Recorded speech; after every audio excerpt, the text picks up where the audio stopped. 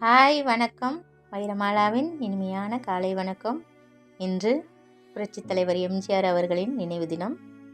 நாம் அனைவரும் அவர் ஆன்மா சாந்தி அடைய ஆண்டவனை பிரார்த்திப்போம். இறந்தாலும் நம்மோடு வாழ்ந்து கொண்டுதான் இருக்கிற மாமனிதர் அவர். சிறு வயது பார்த்திங்கன்னா எம்ஜிஆருக்கு ரொம்ப கடுமையான ஒரு வாழ்க்கை பயணம் தான் சொல்லணும். அவங்க அப்பா கேரளாவில் பெரிய மெஜிஸ்ட்ரேட்டு. தவறான தீர்ப்பு சொல்லணும்னு சில சூழ்ச்சி கூட்டம் அவரை துரத்தும் பொழுது தவறான தீர்ப்பு சொல்லி அந்த ஈன வாழ்க்கை வாழக்கூடாது என்று அவர் சிறுவயதிலேயே எம்ஜிஆர் சிறுவயதாக இருக்கும்போது அவருடைய தந்தை அந்த கேரளா மாநிலத்தை விட்டு தமிழ்நாட்டுக்கு வந்து விடுகிறார் குழந்தைகளோட. அப்போ பார்த்தீங்கன்னா கும்பகோணத்தில் ஒரு பிராமண தெருவில் தான் திண்ணையில் கொஞ்சம் இடம் கொடுக்குறாங்க. வெளியிலேருந்து வந்தவங்களுக்கு அவ்வளோ சீக்கிரம் இடம் கொடுக்க மாட்டாங்க இல்லையா, அதனால் தங்கிக்கன்னு சொல்லி திண்ணையில் இடம் கொடுக்குறாங்க அவங்களுக்கு. அங்கேயே இட்லி சுட்டு வியாபாரம் பண்ணி ஒரு சின்ன வாழ்க்கையாக தான் எம்ஜிஆர் அவர்களின் வாழ்க்கை பயணம். அவரோட அதாவது நினைவு கொஞ்சம் வரும் இல்லையா, அந்த இது பார்த்திங்கன்னா ரொம்ப ஏழ்மையான சூழ்நிலை தான். அப்படியே வாழ்ந்துகிட்ருக்காரு. முதல் திருமணம் அது சரியாக வரல.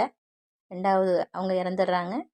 ரெண்டாவது திருமணமும் அவங்களுக்கு போதிய வசதிகளை செய்து கொடுக்க கூட எம்ஜிஆருக்கு வருமானம் இல்லை.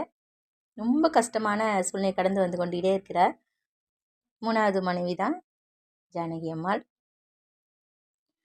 இப்போ சினிமா துறையில் போய் ஜாயிண்ட் ஆகும்போது பார்த்திங்கன்னா சின்ன சின்ன வேடம் தான் அவருக்கு கிடைக்குது.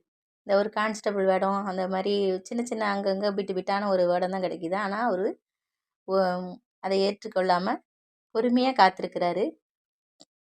எனக்கு ஒரு பிற்பட்ட பகுதி தான் பார்த்திங்கன்னா அந்த ஏழ்மையான சூழ்நிலையில் வாய்ப்பு தேடும் பொழுது கூட மிகுந்த நேர்மை, நாணயம், கண்ணியம், கட்டுப்பாடு எல்லாமே அவருக்குள்ளே இருந்ததுனால மற்றவங்களை ஏமாற்றி பிழைக்கணுங்கிற எண்ணமே அவருக்குள்ளே இருந்ததே கிடையாது. அந்த ஒரு நேர்மையான குணத்திற்கு தான் கடவுள் அவருக்கு வாரி வழங்கி கொடை வள்ளலாகவே ஆக்கினார். பிறகு பார்த்திங்கன்னா ஹீரோவாகி இந்த உலகத்தையே ஆட்சி பண்ணுறாரு. மக்கள் மனசில் மட்டும் இல்லாமல் இந்த உலகத்தையே ஜெயிக்கிற அளவுக்கு கடவுள் அவருக்கு ஒரு வாய்ப்பை கொடுத்தாரு. எல்லா மனிதருமே அப்படி தான். ஜெயிச்ச எல்லா மனிதரும் பார்த்திங்கன்னா அவங்களோட வாழ்க்கை வரலாறு மிகுந்த கடுமையான பாதைகளாக தான் இருக்கும். முள்ளு கல் கடந்து வந்து தான் இருப்பாங்க. யாருமே பஞ்சு மெத்தையில் படுத்து கடந்து வந்ததா சரித்திரமே கிடையாது. அவர்